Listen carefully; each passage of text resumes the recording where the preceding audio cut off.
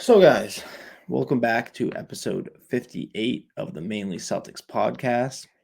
I am Matt. I'm going to be here alone today.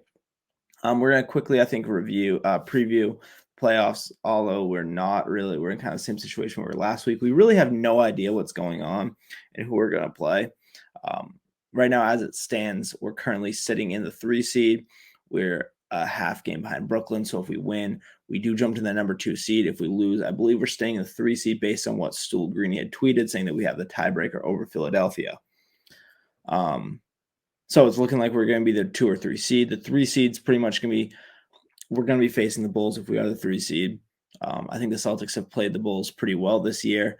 I'm not too scared of them, especially with how they've been playing lately. I think we've really taken advantage of Vucevic in that pick and roll situation, kind of being able to beat him down. I don't think we have any problem stopping them on the as far as looking at the defensive side of the basketball. So I feel very confident that we'll be able to win the series in 5 or 6 games if we do play the Chicago Bulls. If we do win tonight against the Memphis Grizzlies, or last night by the time you're listening to this, we will have been the number 2 seed if we win. So with that, obviously, that comes a whole load of expectations. That means we're either playing Cleveland or Brooklyn. I feel confident with Cleveland. I think that's going to be a real dogfight of a series. I think it's going to be very low scoring. I don't think that's going to be a very entertaining series. From his perspective, 2 defensive teams, 2 very obviously solid teams. Cleveland's been pretty solid all year, despite dealing with a ton of injuries. I don't think that's going to be a great series to watch per se. It's going to be a lot of low scoring games. And then we have the Brooklyn Nets. The Brooklyn Nets, we've played well this year, although in a playoff setting, we saw last year Steve Nash basically played Kevin Durant 48 minutes. I wouldn't be surprised if he did it again in order to win a series. So 48 minutes of Kevin Durant, you're taking away some of that depth that they obviously lack. So if they go with a really short bench, like even like a 6-man bench, that could pose potential problems. Obviously, they're a terrible defensive team. I would feel a lot better if we did have Rob Williams on the court, but it's looking like he might be back sooner rather than later, which is very, very promising. MA spoke on it today. I believe he said that he's not completely ruling out a first-round matchup, but that's at least promising for a second-round matchup. Obviously, I don't want to look too far ahead, but that would be very good news if we could have Rob at 100% come the second round, because that's where we're really going to need him, depending on matchup. I think Nets are really the only team that we could face that really do pose a big threat to us. I feel like we'd have any potential of losing. I still feel confident that we could win.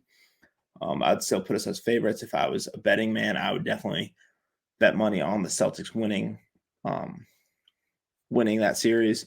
But still, a team I really don't like to see. I really don't want to see Kevin Durant in the playoffs. But that's as far as it goes playoff preview-wise. I really can't talk about it too much just because I don't know exactly who we're playing, so I'm not going to go really in-depth about every single team that we're seeing. Some other things we had Juwan Morgan getting signed to the Celtics. I believe they converted his contract, which is obviously great for him. I don't think he's not gonna play at all, obviously, in the playoffs. They have one game tonight where I believe everyone is set to go. So I think the Celtics are playing to win this game, which I do like to see. I think that's very promising. I don't know. The 4 seed might be up for grabs because it's still seeming like people are still tweeting about the 4 seed being available. So we'll just have to wait and see. I really don't know what's going on, but it's looking like everyone is playing tonight except for possibly Rob. Rob, obviously not, and Al Horford may or may not be. He's going to test it out pregame, so we'll have to wait and see on that. And now we have our All-NBA teams. I want to talk about this a little bit. So my All-NBA teams, I'll do my awards. I'm sure we can hear from Nolan and Emery next week. Emery's celebrating his birthday. Nolan's busy getting ready for finals, getting ready to graduate. So we'll probably hear from them, get their first teams. They'll see if they have any real big arguments for mine. My third team All-NBA is CP3, Steph, DeMar DeRozan, LeBron James, and Rudy Gobert. I don't think there's any too many arguments there. I was going to put Butler in there.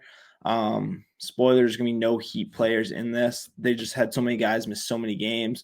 Well, they're a very well-rounded team. They have a bunch of guys that are really solid players. But that doesn't mean that they're not going to be represented with some of the awards, which we can kind of talk about later. It was just hard for me to put one in there. There's a lot of really good forwards. I could have obviously put Jimmy Butler as a guard, but that would have bumped out. Um, Wait, hold up. I definitely just crossed off second team guard. I just realized that. Now I'll slide Steph. Steph's gonna be my second team guard, and I'll put DeRozan at I'll put DeRozan at guard. DeRozan or Butler, one of those two is gonna be my guard. They're giving me my third team though. I just realized I crossed someone off and never. Oh no, hang on. So Steph's gonna be second team guard. I switched him into Trae Young. I forgot to write Trae Young's name in there.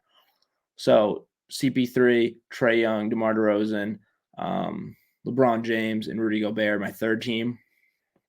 Obviously my first one off I said was Jimmy Butler.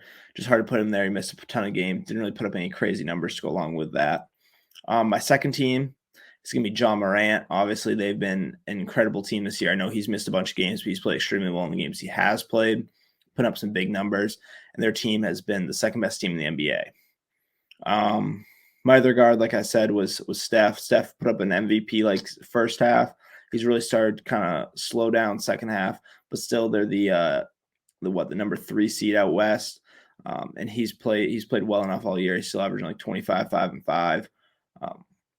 Just a great player, one of those guys, kind of a legacy guy. If it's close, most time I'm going to go with the guy that's got the resume behind him. Jason Tatum, obviously, Celtics fans, we don't need to talk too much about Jason Tatum. He's had obviously an incredible year. I really want to put him in first team, but I really had a hard time justifying it because both Jokic and Embiid were listed as forwards. I was going to try and squeeze him in there if that wasn't the case, but I really can't justify putting in taking out one of the top 3 guys for MVP, which in my opinion are Jokic, Embiid, and Giannis, out to slide Tatum in. But Tatum had an incredible season, and that's why he's deserving of second team guard over a guy like LeBron.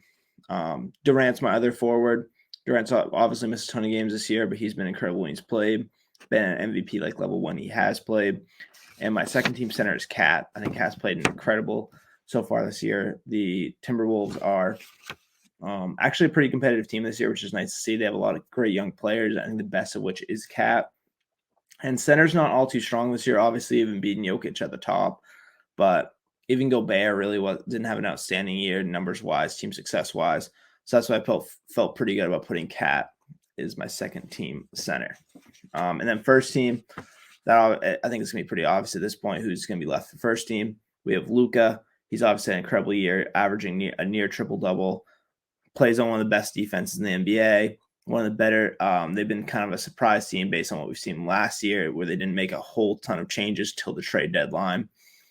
He's basically put the team on his back, and I think he's deserving of his first team nod. Devin Booker, they're on the best team in the NBA. I mentioned him and CP3 are very close. I don't know. It's tough to tell really who makes more of an impact for their team. CP3 is obviously the main scorer. He's been just great. Booker's been the main scorer. He's obviously been great this entire season, and I think he's very deserving of this first team nod.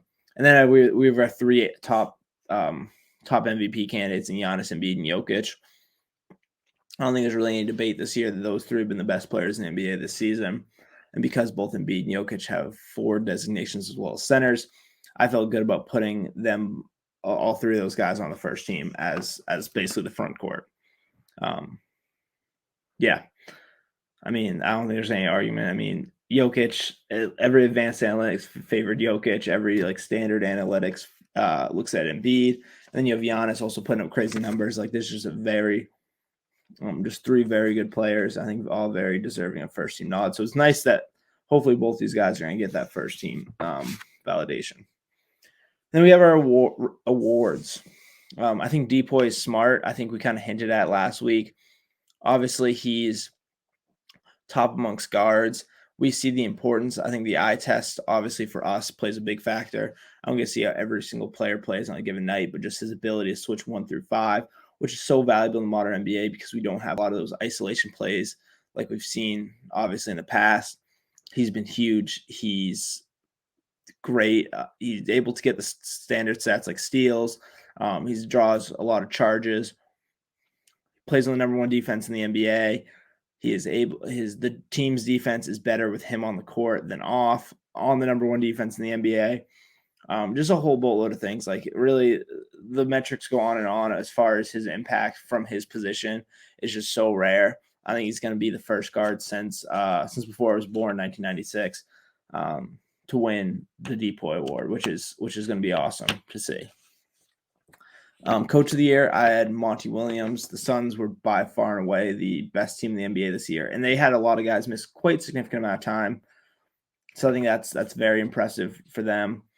They're playing great brand basketball. They're number one team in point differential as well. So I think this is a pretty easy choice for Coach of the Year. I believe this would be his first one. Sixth man of the year was Tyler Hero. Tyler Hero this year is averaging 20 points, 5 boards, and 4 assists off the bench, shooting 45% from the field and 40% from three. Just been an incredible bench scorer this year. I know he stepped up. He started only 10 games this year, but even the games he starts, he doesn't miss a beat. He's playing 32 minutes despite coming off the bench. He's just been super valuable for them. He's been their best scorer on one of the best teams in the NBA. So definitely he's deserving of that. And like I said, with the Heat, it's so tough because they have so many guys that are so solid all around. And Tyler Hero is included in one of those. Just a real incredible scorer, real incredible offensive player. The rookie of the year for me was Evan Mobley. I just like what Mobley does. Like, even the stuff he can't measure, he's only averaging 15 points, 8 boards, and 2.5 assists, shooting 50% from the field. Like, he doesn't amaze you with his standard stats, but just the defense he's able to play. The impact he's obviously made for the Cleveland Cavaliers, who have been a very good team despite not really having any stars coming this year. Obviously, Darius Garland and Jared Allen have played great. Colin Sexton played well when he was still there. But just their team identity of defense, and really Evan Mobley being the kind of one of the cogs that helps that team be the elite defense that they are. I just think his impact is unmatched compared to the other guys. I know Barnes, you can make a similar argument. Cade, I think, has the typical stats you see out of a rookie of the year candidate. But I just really like to see a guy get rewarded for his winning. I think if he was on a worse team, I think he might be able to put up some crazier scoring numbers, but that's not his role. He's just excelling as a guy that can play a high level of defense and still contribute quite a bit on the offensive side and still put up some pretty decent numbers. And last but not least, the biggest award is Nikola Jokic. I think this is an award between Embiid and Jokic. I don't really see a problem with either one. I really can't argue it too much. Embiid's obviously putting up crazy numbers. Jokic is still putting up 27, 13.8, and 7.9. Just incredible numbers. And like I said earlier, like every single advanced statistic seems to favor Jokic. Like, I know he's leading, I'm pretty sure he's leading BPM, which box plus minus. He's leading in win shares. He's leading in offensive win shares, defensive win shares. He's leading in a bunch of defensive metrics who's no one's ever really thought of him as a defensive player. He's still, I think he's improved himself to be an above average defensive center. And of course, offensively, he's like, I think the most talented center in the NBA, just what he can do as a passer. He can score from a lot of different places on the court. He's just such a physical presence. He's an incredible rebounder. And that's why Jokic is my MVP. Like I said, if you want to make the argument for Embiid, I can totally see it. They both don't have a great supporting cast around them, and they've done a lot despite that. So I wouldn't be opposed to either argument. I just think, my personal opinion, I'm favoring Jokic over Embiid. Okay. So, did we talk about the official plan? Just a reminder of the plan. We have the play-in tournament. We have Brooklyn playing Cleveland. So the winner of that game will be the 7th seed. The loser of that game will then play the winner of Hawks and Charlotte. And the winner of that game will be the 8th seed. So that's that for the play-in tournament.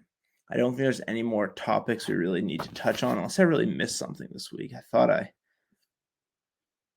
we really kind of talked about everything. Oh, it looks like just from Shams a couple hours ago, it looks like there's optimism star Nets Ben Simmons can make a debut during the first round of the playoffs. So that wouldn't be great. I would not like to see the Nets with him added, even if it's not like he has to like find his rhythm jump shooting. All he has to do is play a high level defense, which the Nets really need. Like, as long as his conditioning is decent, I see that as not being great for the Celtics. Yeah, it looks I'm just looking at the injury report right now for the Grizzlies. The Grizzlies have a lot of guys out, so it looks like they're really packing it in. And I believe the Celtics, we have most of our guys playing, so it should be a win. That means we should probably get the 2 seed. That means we're likely facing Cleveland or Brooklyn. So, got to buckle up for that one. Last but not least, obviously gonna be a pretty short episode today with it just being me, but I just want to mention I saw everything everywhere. Oh wait, hold on. I always mess up this title. Everything, everywhere, all at once. Is that what it is? Everything, everywhere, all at once. I saw that this weekend. Just an absolutely incredible movie. It was very funny. It got very emotional at times. Like it was good enough to like draw you in, like with an actual storyline. Had a lot of awesome sci-fi elements to it. I will say one thing. I won't give away too many spoilers. There is someone who gets beat to death with dildos. So, a lot of great funny scenes in it.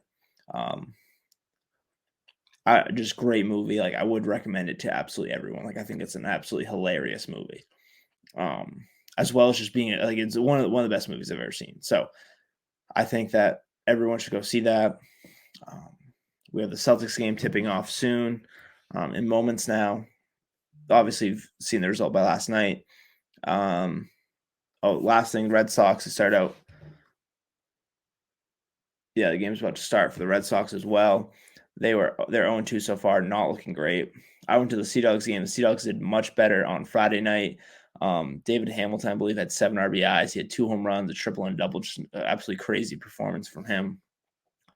And we'll obviously have more talk about baseball. We have NBA playoffs, so the podcast will really start heating up. Hopefully, get everyone on next week. But until then, I will see you guys next week.